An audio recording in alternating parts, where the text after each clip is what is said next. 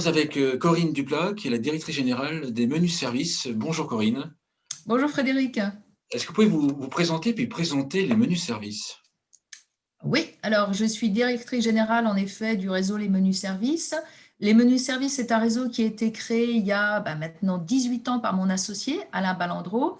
Son idée, il y a 18 ans, c'était de permettre à des gens qui ne peuvent plus ou qui ne veulent plus cuisiner de se faire livrer chaque jour des repas comme à la brasserie du coin. Ça veut dire avec un choix tous les jours de 4 ou 5 entrées, plats, accompagnement, laitage, dessert, mais en plus de la brasserie du coin, qui soit adapté à des régimes, par exemple des pathologies diabétiques, sans sel, mixées, gourmands aujourd'hui, bientôt, et surtout qui tiennent compte des aversions des clients. Ça veut dire que le client qui dit « j'aime pas le poulet », on ne lui en proposera jamais. « J'aime pas les tomates », etc. Donc vraiment une offre donc livrée, personnalisée et adaptée à des pathologies. Aujourd'hui, on peut dire qu'on est le spécialiste et le leader en France du portage de repas au domicile de personnes âgées. Notre cible, c'est vraiment des personnes âgées de 85 ans en moyenne et qui ne peuvent pas ou qui ne veulent pas cuisiner. Avec un réseau aujourd'hui qui va fêter sa 100e agence très prochainement. Donc un beau réseau et une très forte croissance, 20%, allez, on va dire, ininterrompue depuis l'origine du réseau. Et puis l'année dernière, eu égard à la crise sanitaire, une très forte croissance pour nous, puisqu'on a beaucoup travaillé, on s'est beaucoup substitué à des institutions comme les CCAS, les mairies, les foyers, etc. Et puis surtout aux aidants qui ne pouvaient plus aller voir leurs parents pour faire leurs courses, par exemple. Donc, dans les grandes lignes des menus services. Moi, ce qui m'a étonné, ce qu'on avait déjà discuté, ce qui m'avait étonné, c'est que je n'avais pas porté attention aux menus services. Alors, pourtant, je suis dans le secteur depuis pas mal d'années, et je vous ai vu arriver déjà avec un gros réseau, déjà. Comme si c'était une sorte de sous-marin qui sortait, et je me suis dit, mais déjà sans franchise, enfin sans, oui, enfin sans point. Je me dis, mais ça je n'avais pas vu en fait. On a été, ouais, c'est un peu ça, on a été discret. Disons que, alors nous, c'est un groupe, on va dire, familial un peu, on aime bien le dire comme ça, monté par mon associé, moi-même, et puis 3 amis historiques. Et on a, si vous voulez, on a fait le choix de rester libre. On n'a pas fait rentrer de fonds d'investissement chez nous. C'est un vrai choix, hein. Et on y est allé, on a usiné, on va dire, on a monté des succursales au démarrage, parce que chez nous, c'est un modèle très vertueux. La première agence finance la deuxième, qui finance la troisième, etc. Puis quand on a eu 10 succursales, on s'est dit, bon, allez, comment monter en puissance et devenir le leader? Donc, on a choisi l'axe franchise. Et donc, il y a 6 ans, on a fait appel à un cabinet de structuration de réseau de franchise, un avocat spécialiste et un cabinet de géomarketing pour découper le territoire en zone de chalandise. Et là, avec pour vocation de signer une douzaine de contrats de franchise par an, ce qu'on fait. Et puis après, si vous voulez, au départ, c'est un peu compliqué parce que il faut aller chercher les futurs franchisés. Et après, vous savez, il y a un effet notoriété qui arrive, un effet boule de neige. Et puis surtout, les premiers montent eux-mêmes leur deuxième, troisième, quatrième, cinquième agence, par exemple, pour notre historique. Et ce qui fait que d'un seul coup, là, ces 2-3 dernières années, c'est 20 agences par an, nouvelles agences. Donc, c'est ça l'histoire, l'effet de tsunami, si vous voulez. Et là, on est vraiment finalement sur un gros trend, hein, clairement. Si on peut décrire, ça me plairait pendant 10 minutes qu'on décrive le secteur du portage de repas. Combien de personnes sont concernées? Qui est concerné? Et ce qui est proposé, les prix, qu'on décrive un petit peu ce secteur. Ouais. Alors c'est compliqué à dire parce qu'on est sur une niche, on va dire. Et ce que je vous expliquais tout à l'heure, c'est que nous, on est la porte d'entrée du maintien à domicile. Ça veut dire que nos clients ne sont pas forcément et pas beaucoup dépendants, mais disons que c'est le moment où ils ne peuvent plus faire les courses, ils ne peuvent plus sortir de chez eux, mais ils peuvent encore cuisiner. Donc, ils vont préparer à manger. Ou alors, vous savez, les choses classiques, un couple, madame décède, elle faisait à manger, monsieur décède, ne peut plus, pardon, madame, monsieur ne sait plus faire à manger, ou l'inverse, monsieur décède, madame n'a pas envie de faire à manger. Alors, voilà, on peut dire qu'on est comme une niche, et puis néanmoins, c'est un gros besoin parce que c'est le besoin de manger, et tous les jours, c'est ce que je vous disais. Notre client, quand il arrive chez nous, dès l'instant où on le prend en charge, il mange tous les jours de l'année, il part peu en vacances, hein, il s'absente peu de son domicile parce qu'il commence à rester malheureusement confiné un peu jusqu'à la fin de ses jours. Donc, c'est ça. Après, le marché, les acteurs, si vous voulez, notre métier, en plus, il est particulier dans les services à la personne, puisque notre métier, c'est beaucoup la logistique. Une agence, les menus services, à terme, c'est moins de 10 salariés, c'est un gérant, un ou une diététicienne et après une équipe de livreurs ou livreuses. Donc, ce n'est pas du tout ce qu'on voit classiquement dans la prestation de service. Avec des agences, à un moment, on aura 50, 60 et 100 intervenants à domicile. Donc, voilà. Et les enjeux, si vous voulez, je crois que c'était ça aussi votre question, c'est le vieillissement finalement, parce que nous, on est sur cette cible de personnes âgées de 85 ans. Je fais souvent des conférences ou des interviews sur la question parce que ça fait 25 ans que je suis dans le service à la personne, même 26 cette année, et tout le temps, depuis toujours sur l'aide à la personne âgée. Et aujourd'hui, il y a un constat, je le répète toujours, dans les 20 ans à venir, la population des plus de 80 ans va être multipliée par 4. Donc, ça montre les enjeux, alors à tous les niveaux, forcément de l'aide à domicile, l'aménagement du domicile, la domotique et les repas, bien entendu. Donc, on a, vous dire ce que ça représente en volume, je ne sais pas vous dire, mais ce que ça représente en potentiel, voilà, ça, je sais vous le dire. Donc, avec des attentes générationnelles, nos aînés ne mangent pas la même chose d'hier, ne mangent pas la même chose que les aînés d'aujourd'hui et les aînés de demain. Vous voyez, donc c'est ça, et c'est s'adapter. Et après, dans notre métier, c'est s'adapter aussi aux régions. On est un petit pays, la France, mais on a des spécificités. Ça veut dire que dans le Nord, on ne mange pas la même chose que dans le Sud, et la saison n'est pas la même dans le Nord que dans le Sud. Alors, je ne sais pas si ça répond à votre question, mais voilà. Et après, sur les acteurs, je pense que c'était ça aussi votre question.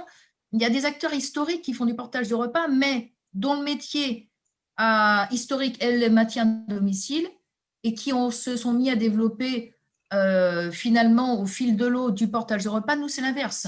On fait du portage de repas, c'est notre cœur de métier, et on propose d'autres services comme l'entretien de la maison, le jardinage, le bricolage. Est-ce que c'était ça la question? C'est ça, tout à fait, tout à fait. Est-ce qu'on arrive à savoir combien de personnes en France bénéficient d'un portage de repas à domicile? Pas du tout. Pas du tout. Et on a très peu de données là-dessus, si vous voulez, puisqu'on est capable, on a identifié les principaux métiers des services à la personne, l'aide à domicile, l'entretien à la maison, la garde d'enfants. Mais finalement, ce métier de portage de repas, encore une fois, il n'est pas récent, on l'exerce, nous, depuis 18 ans pratiquement. Mais c'est un peu ce que vous disiez tout à l'heure, il a été jusqu'à présent un peu confidentiel. Et puis, si vous voulez, c'était les mairies qui assuraient le portage de repas historiquement. Voilà. Ou les EHPAD. Et puis avec la mauvaise image, malheureusement, que ça a pu véhiculer parce que les repas de la mairie, des EHPAD ou de l'hôpital nous ont souvent laissé un mauvais souvenir ou une mauvaise image. Voyez. Justement, en fait, les menus services, par rapport à ces acteurs historiques, les menus services se positionnent comment, en fait? J'imagine, par exemple, à Nancy, où j'ai ma famille qui habite là-bas, il y a la cuisine centrale, en fait, qui propose du portage de repas. Comment est-ce que vous voyez, comment est-ce que vous arrivez à voir s'il y a la place pour un acteur privé comme les menus services face à une cuisine? Comment ça se positionne? Est-ce que c'est les mêmes produits ou la même cible?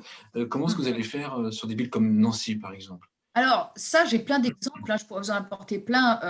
Alors, nous, on a jusqu'à présent, on disait, on sert le plus grand nombre.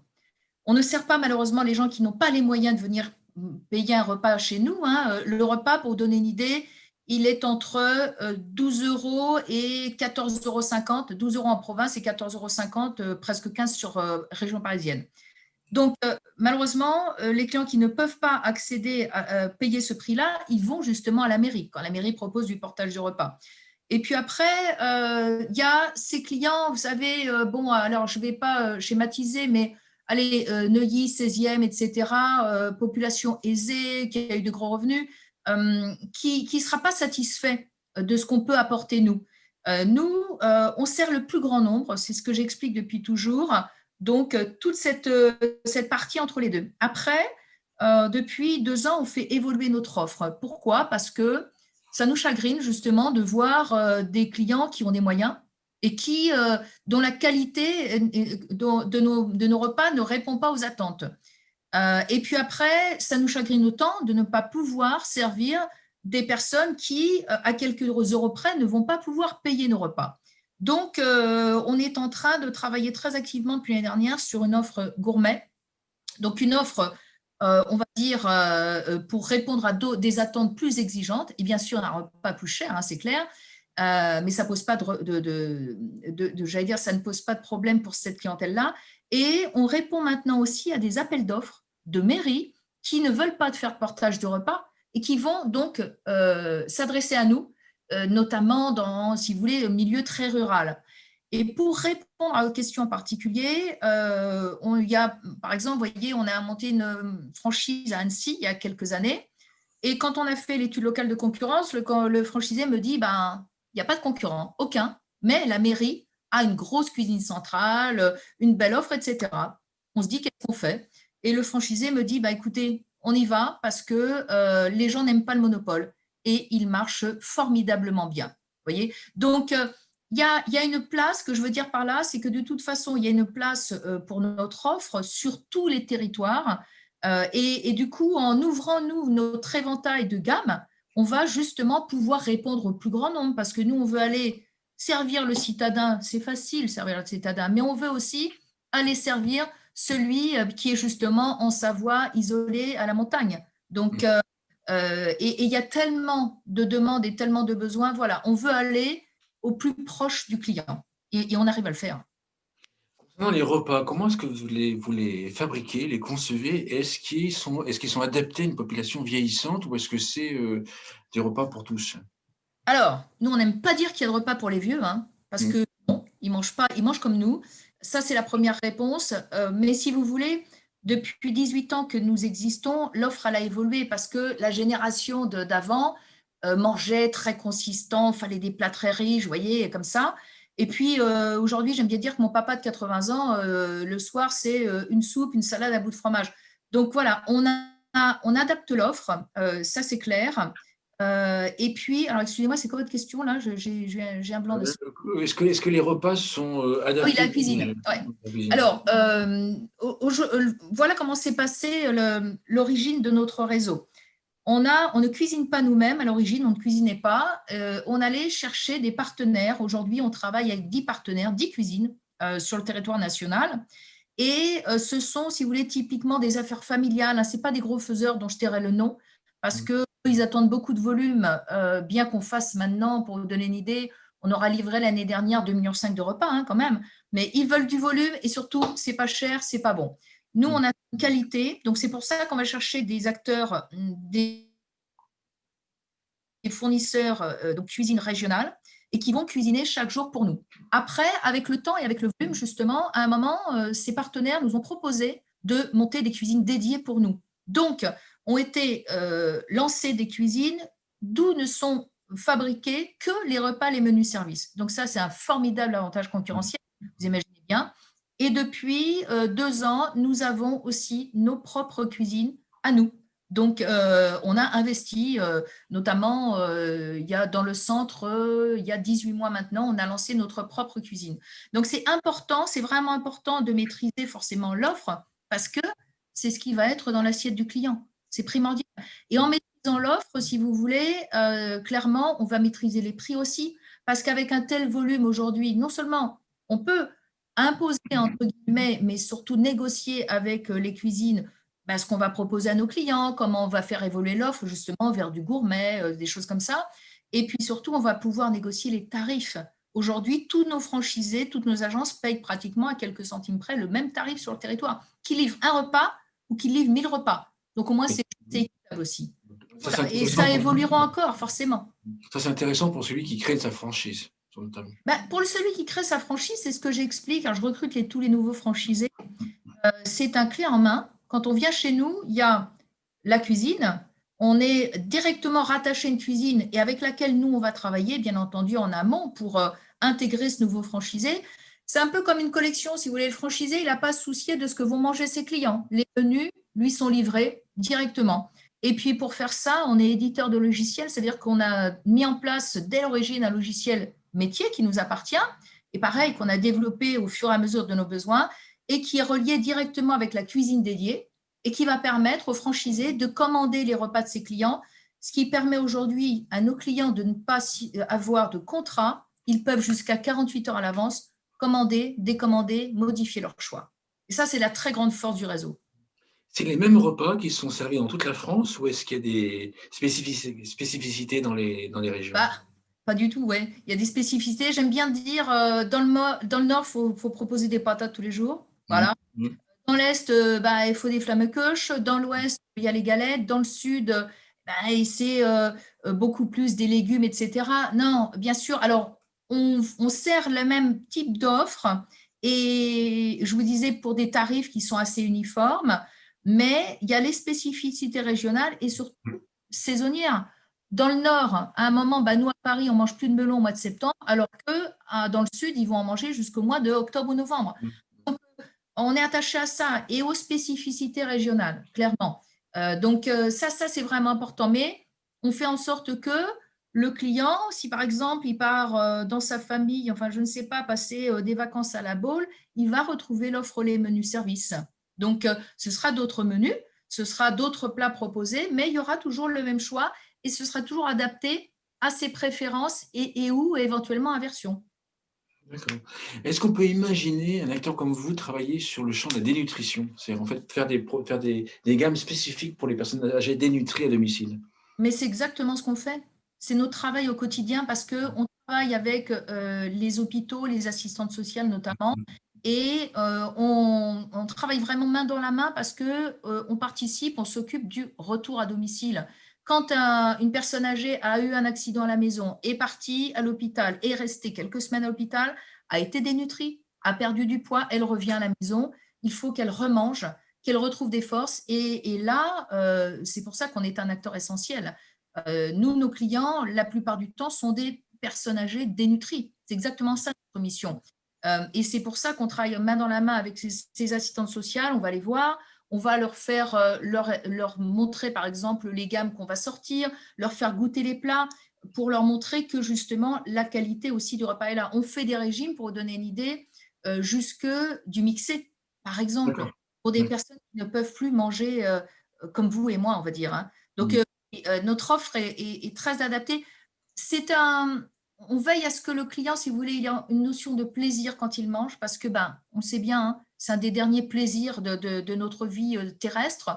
Mais ce plaisir-là, il n'empêche qu'il doit tenir compte de certaines contraintes, donc éventuellement, et de régime, et surtout, bien sûr, pour qu'il y ait la notion de plaisir, de ce qu'on aime ou de ce qu'on n'aime pas, clairement.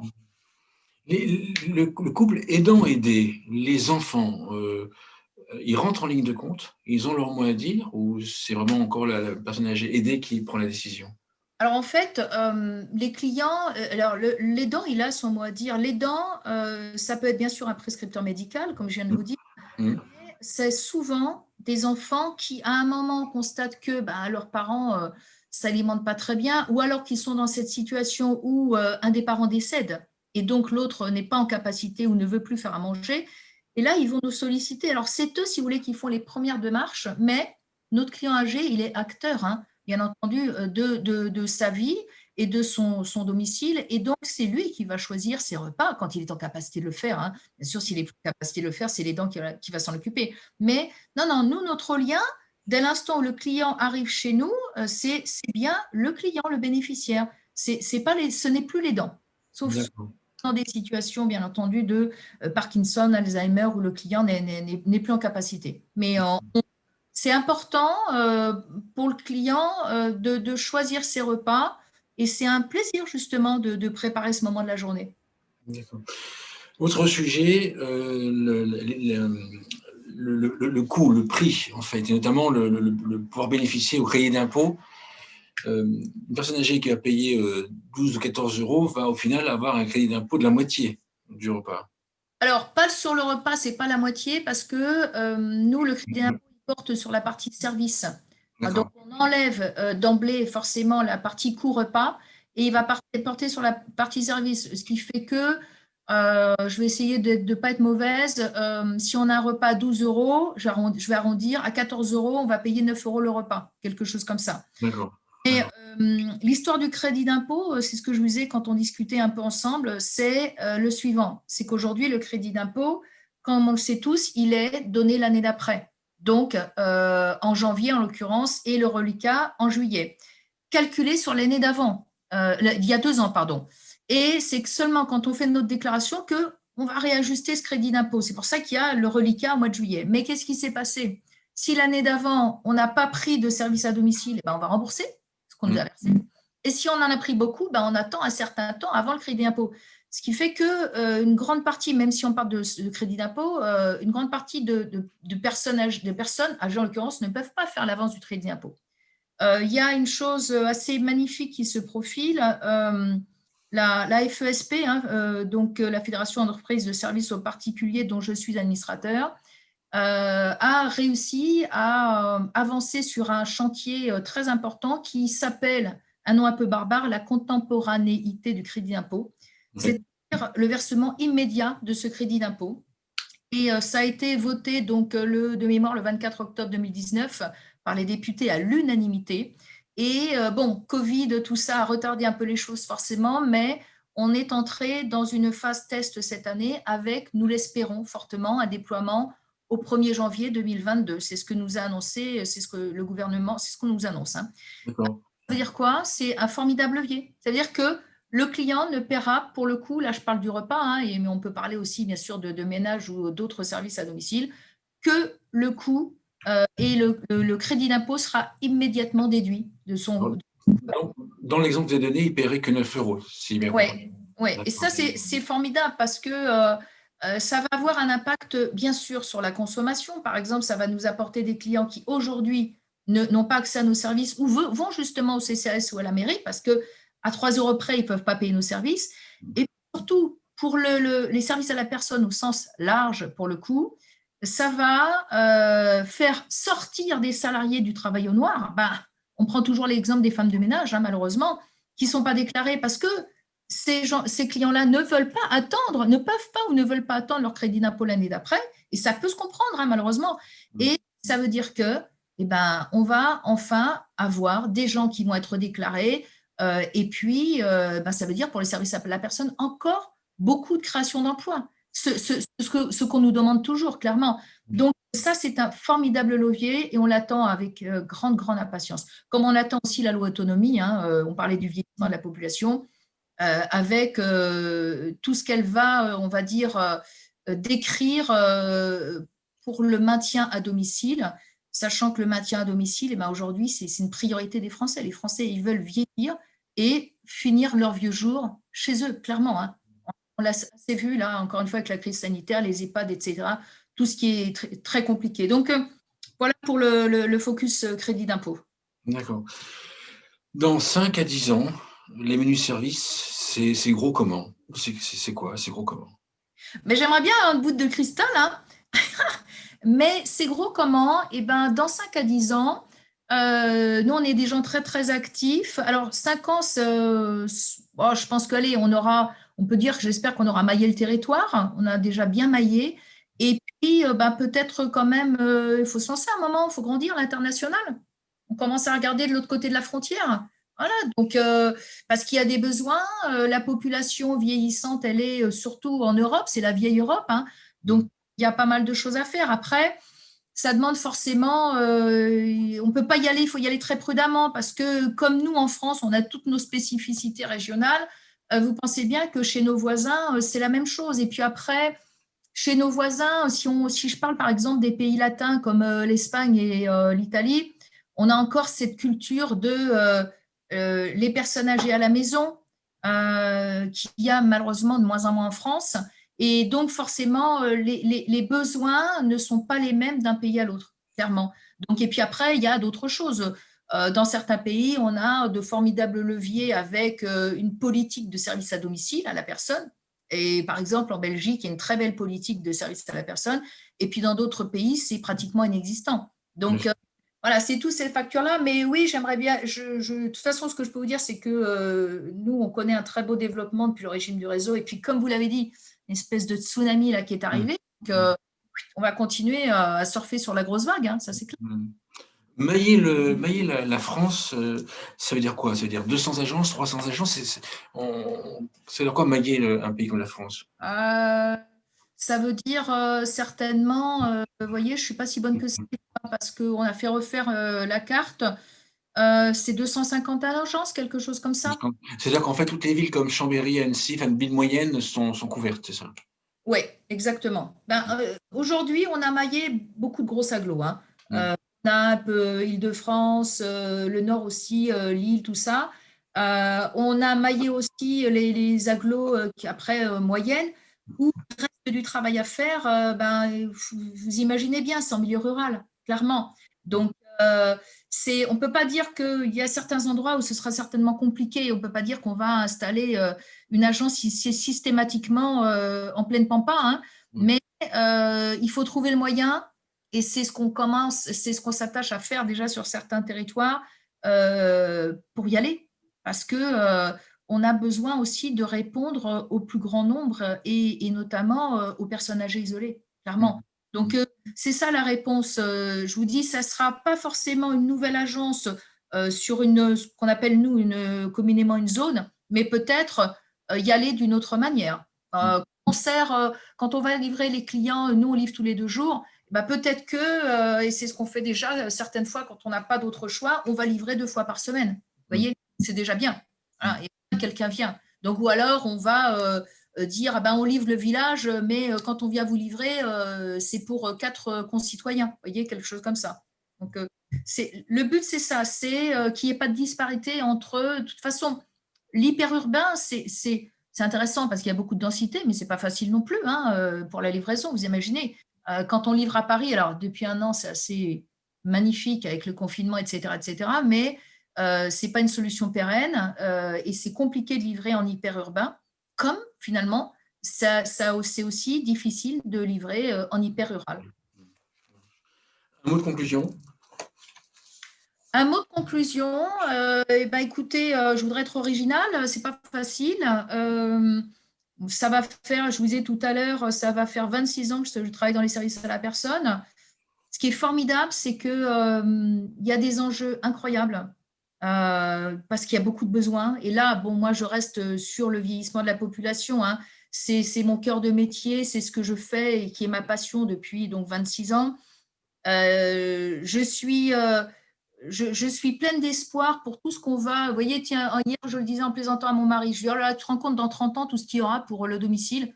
Et c'est vrai. Je suis persuadée que le meilleur reste à venir. Alors bon, dire qu'on va livrer avec des drones, tout ça, ça ne me fait pas trop rêver, mais accomplir certaines tâches au domicile qui n'ont pas de valeur ajoutée par des robots, pourquoi pas. Mais en tout cas, ce dont je suis persuadée, c'est que c'est un enjeu pour la France, le vieillissement de la population. Je pense qu'on se l'est réellement approprié. Et maintenant, il faut continuer à donner envie à venir vers nos métiers. C'est des métiers très, très nobles, très humains. Et malgré la difficulté, quelquefois, c'est vrai qu'on est confronté à la dure réalité de la maladie, la mort. On a tellement en retour que c'est assez magnifique. Donc, moi, j'engage les salariés, les entrepreneurs, franchisés peut-être, à venir vers nos métiers parce qu'il y a un potentiel énorme. Il y a encore plein de choses à faire et c'est très riche humainement parlant. Voilà ma conclusion. Merci Corinne Duplat. Je rappelle que vous êtes directrice générale des menus services. Merci beaucoup. Merci Frédéric.